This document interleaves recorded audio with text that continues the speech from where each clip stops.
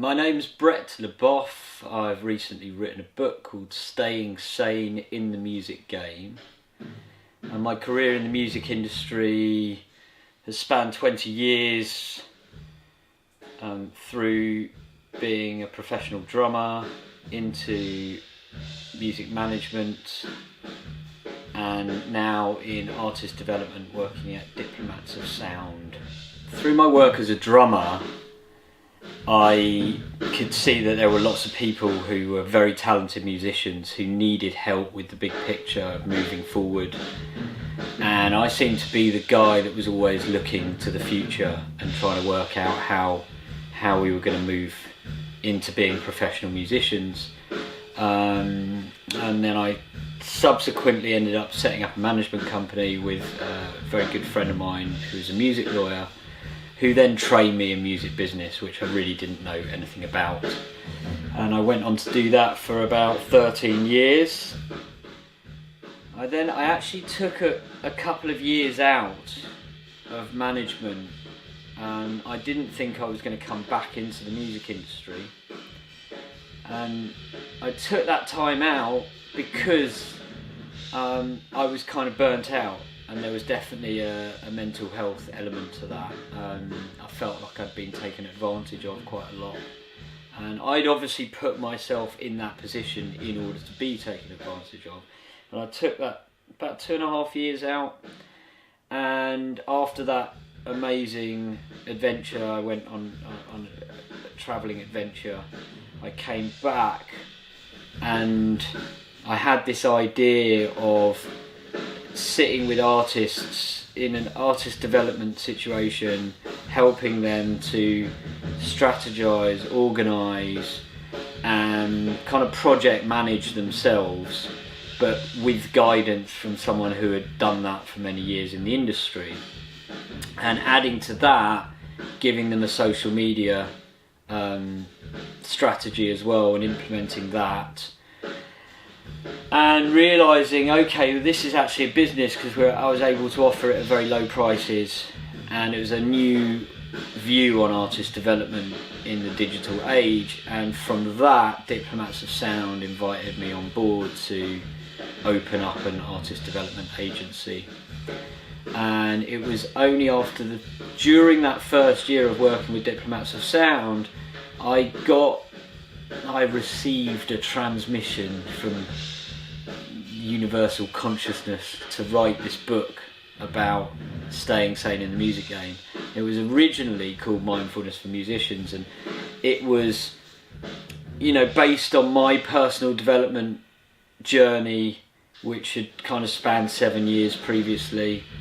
I'm obviously still on it, but using that and realising that there was obviously loads of examples of times in my career where I'd really messed up, and watched other artists that I was managing mess up when I've been in bands, how that went, and looking at successes and failures and what went wrong. And often there was this poor mental health situation going on,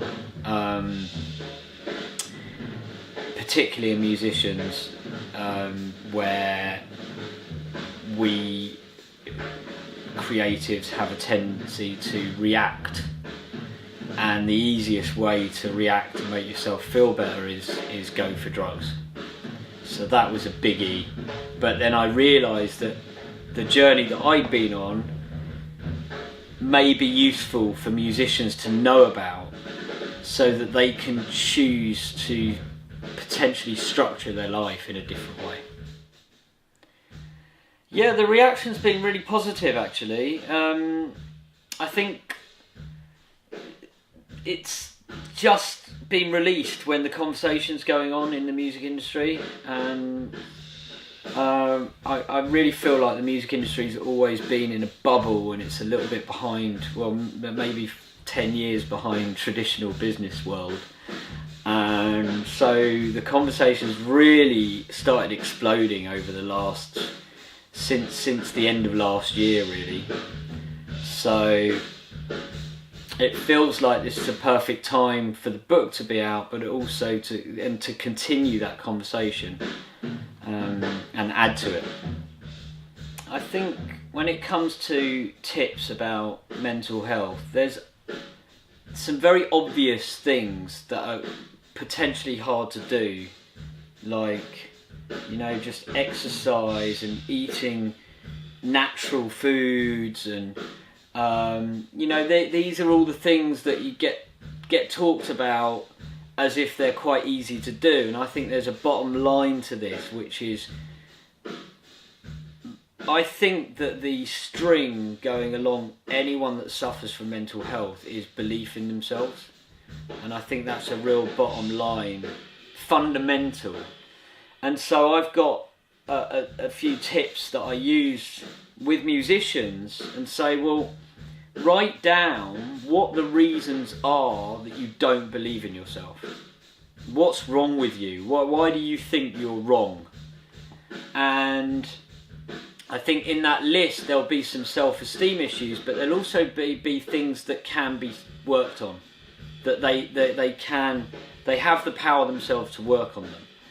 And it's then a matter of being quite strategic and picking something and going, I'm going to work on that.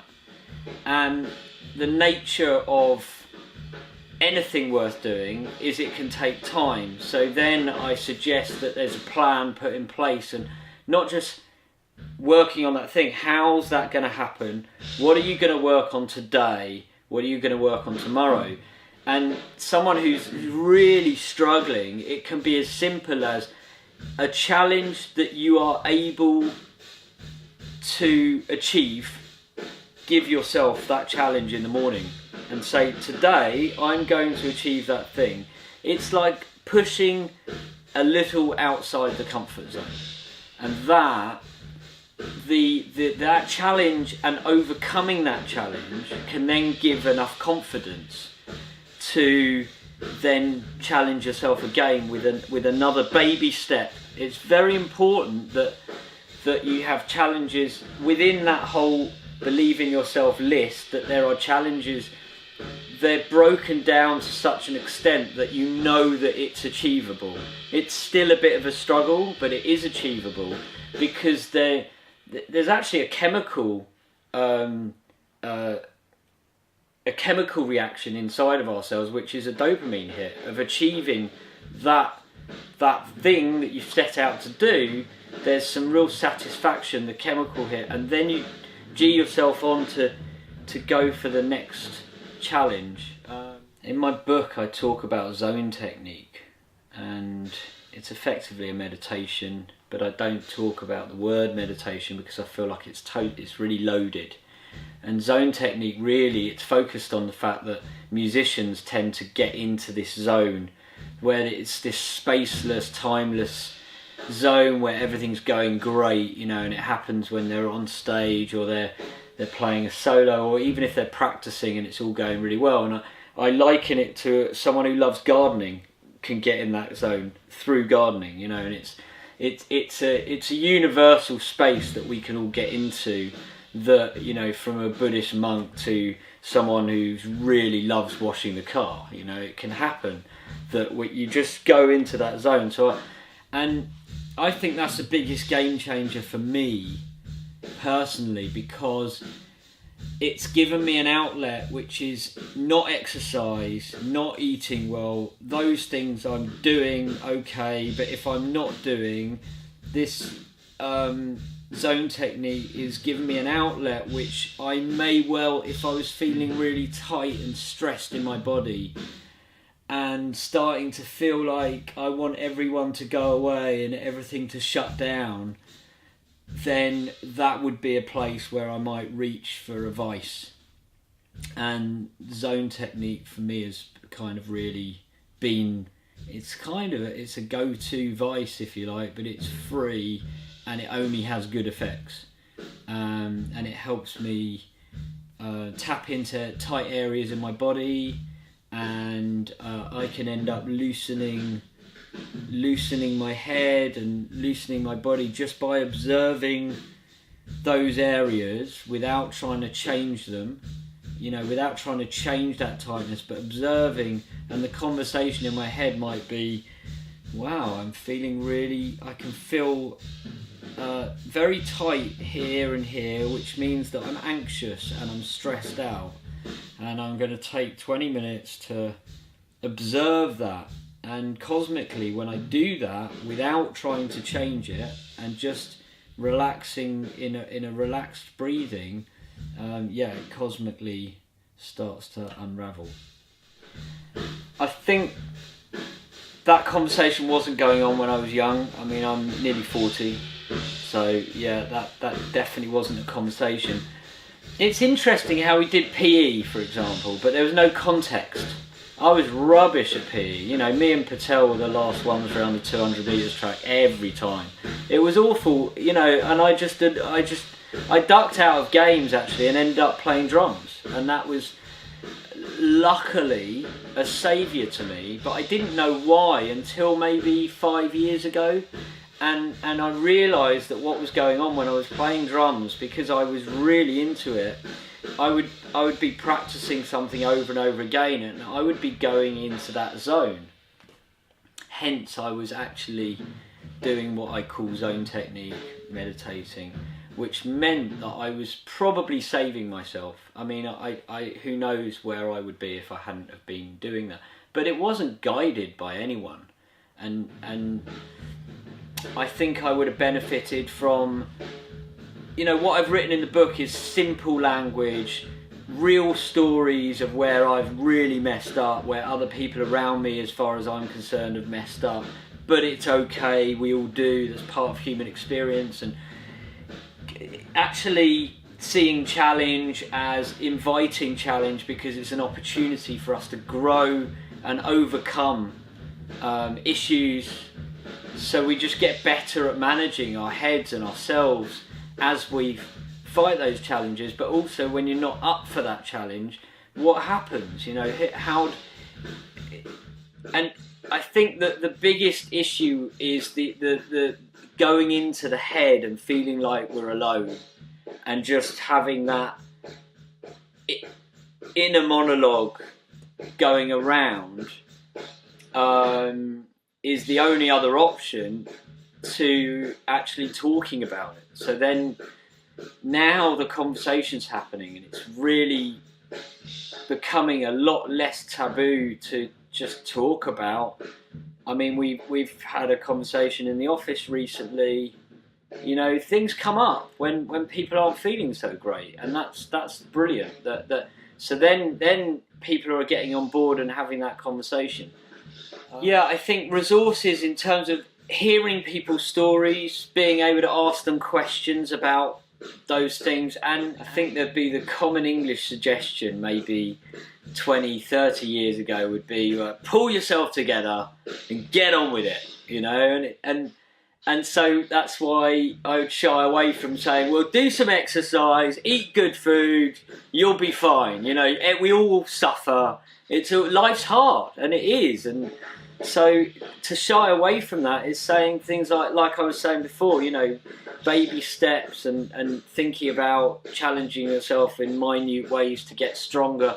But just talking to people that have got over mental health issues, how would you do that? But more than that is a prevention strategy.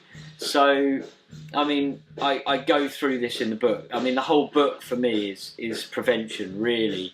Is showing where things can go wrong if you lead down that track. I think we're constantly on this road that you can end up splitting off, and that might be the poor mental health track.